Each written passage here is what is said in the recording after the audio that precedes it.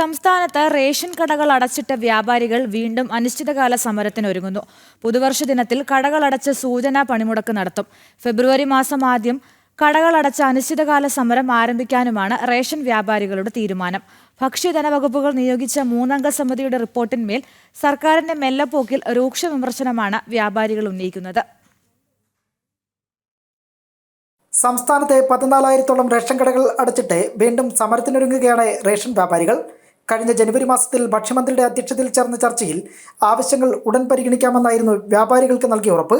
എന്നാൽ വേതന പാക്കേജ്, ക്ഷേമനിധി, KTPTS ആക്ടിലെ അപാകതകൾ പരിഷ്കരിക്കുക തുടങ്ങിയ വ്യാപാരികൾ മുന്നോട്ട് വെച്ച നിർദ്ദേശങ്ങളൊന്നും തന്നെ സർക്കാർ ഇതുവരെ പ്രാവർത്തികമാക്കിയിട്ടില്ല. ഈ ഘട്ടത്തിലാണ് സംസ്ഥാന വ്യാപകമായി വ്യാപാരികൾ റേഷൻ കടകൾ അടച്ച് അനിശ്ചിതകാല സമരത്തിനൊരുങ്ങുന്നത്. ഇതിന്റെ ഭാഗമായി ജനുവരി 1-ന് കടകളടച്ച് ജില്ലാ കേന്ദ്രങ്ങളിൽ പ്രതിഷേധവും സംഘടിപ്പിക്കാനാണ് വ്യാപാരികളുടെ നീക്കം. കമ്മീഷൻ റിപ്പോർട്ട് സമർപ്പിച്ചു.